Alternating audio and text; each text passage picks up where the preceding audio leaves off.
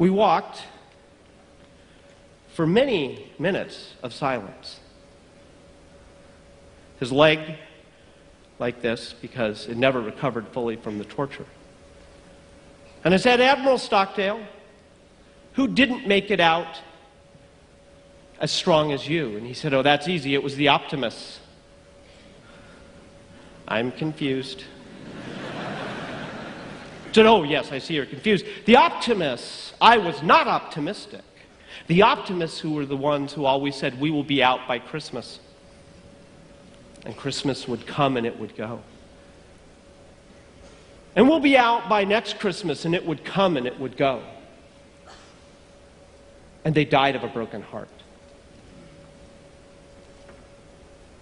And that's when Admiral Stockdale grabbed me by the shoulders and said, this is what you must learn. This is what I learned.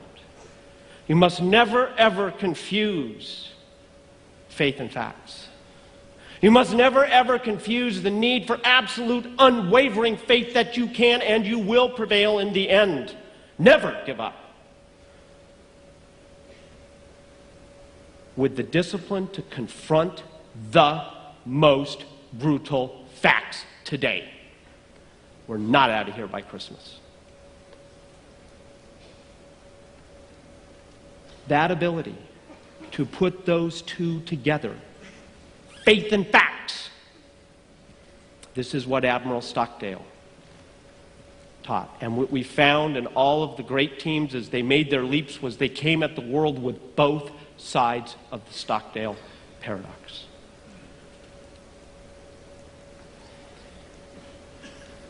Stage 4, grasping for salvation.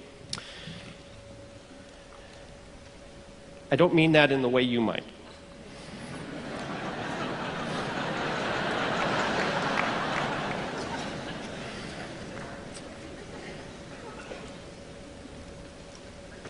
The game is up.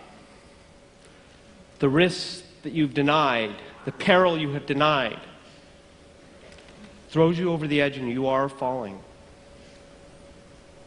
And you and no one else in the world can deny this anymore.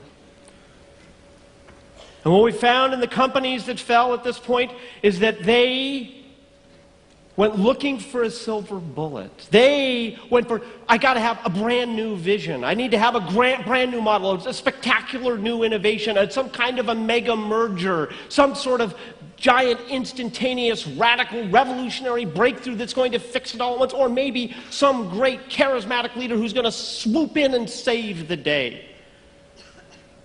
Over 90% of the good to great companies got their CEOs from within. 2/3 of the comparison companies went for the outside savior and failed to become great.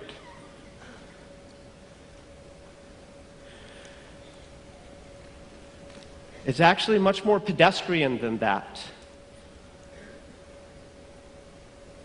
Greatness is never a single event. It is never a silver bullet. It is never a single breakthrough. It is a cumulative process. It is what we called in Good to Great the flywheel effect, where you start pushing in an intelligent and consistent direction, and you start pushing, and after a lot of effort, you get one giant, slow, creaky turn, and you don't stop. Disciplined people engaged in disciplined thought and taking disciplined action consistent with what you're passionate about, with your values, what you can be the best at, and where you have your resource engine, and then you get another click on the flywheel.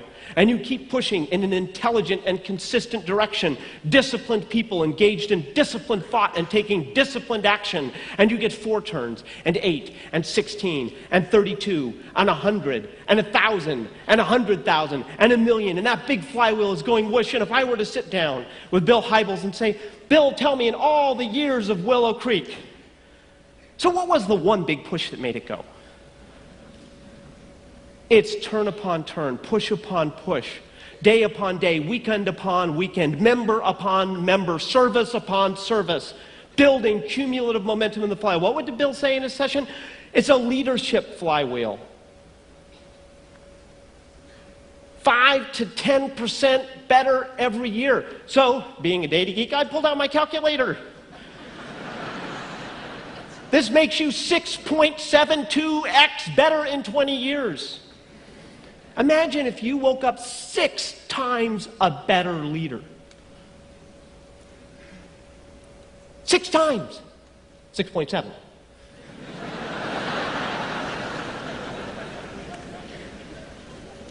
Because you followed a flywheel of 10%, 10%, 10%, 10%, better, better, better, better. It does not happen any other way.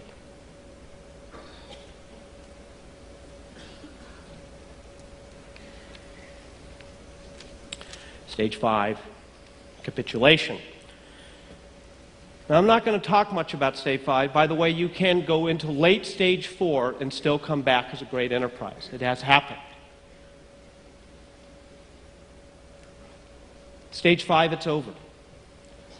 You give up. You've squandered all your capital. You've squandered your cultural capital. You've squandered your financial capital. Maybe squandered your reputational capital. You run out of choices and options. Avenues are foreclosed. The game is over. So I want to talk about the total antithesis of stage 5. In 1989, a mentor and colleague of mine, Jerry Porras, and I selected the companies for a book called Built to Last.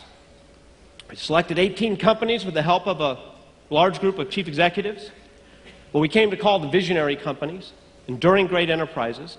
Now here's what's amazing. Last year I realized, in year 2009, all 18 of those companies are still standalone independent companies today. Most are still strong. Companies like Johnson & Johnson, Procter & Gamble, and 3M and Disney. If you were to take a random sample of the S&P 500 in 1989 and ask what are the probabilities that all 18 that you randomly sampled, which is something I did before going to sleep one night, you find it's 5 standard errors from the mean likelihood that all 18 would have been standalone companies 20 years later. And yet here they are. With an average of over 100 years of endurance, and 15 of 18 lived through the 1930s depression. And the only reason the other 3 hadn't is they hadn't been born yet. And you have to ask yourself, why? Why, in the face of all of the constant demise and all of the creative destruction that hits the economic landscape, why are these still standing? Why are they still strong? Why? One of those great questions. And I live for great questions. Because they had a reason to endure the struggle. If it's just success, if it's just money, it's not enough. If you measure your success by money, you always lose. Bill Gates won.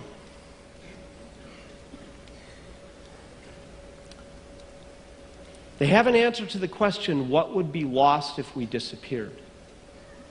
Would we leave behind a gaping hole that could not be filled easily by any other institution? I had a wonderful conversation with Jim Mayato and my friends from Willow Creek prior to this, and we're talking about that. And they're saying, as we really reconnected and thought about what Willow Creek's about, we're here to shake things up. We're here to call out what's not right. We're here to support these weird, unusual, innovative, entrepreneurial pioneers. And if we went away, they would be more alone. We must continue the struggle. We have to endure. And in our research, we found, again, I have to underscore, this is going now from, we start with stock returns, we start with corporate performance, and what do we find? That the enduring great enterprises are driven by purpose beyond money and success.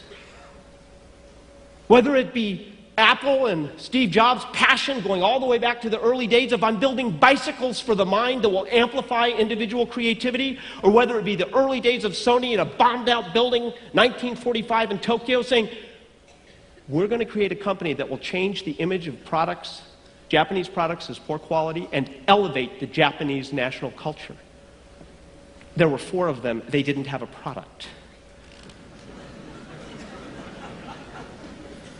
I love audacity in certain guises. And that purpose rooted in core values. We find that the greatest, most enduring enterprises do not first and foremost think about, yes, they do think about their business model, yes, they do think about shareholder value, of course. But above all, our core values that we will not compromise. And when Procter & Gamble was under pressure in the 1930s because of the Depression to compromise product quality, we will not.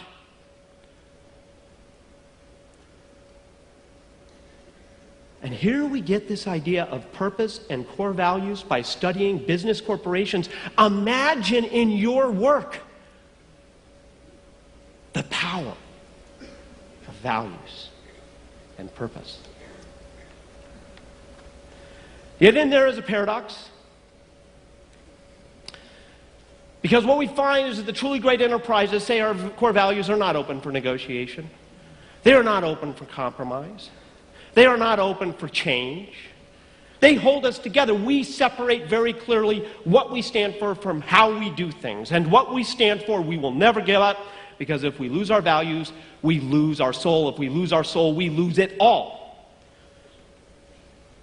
But, on the other hand, well, they recognize that the signature of mediocrity is not an unwillingness to change. The signature of mediocrity is chronic inconsistency. Click, click, click on the flywheel. You also have to be able to change. F. Scott Fitzgerald said that the test of a first-rate intelligence is the ability to hold two opposed ideas in the mind at the same time and still retain the ability to function.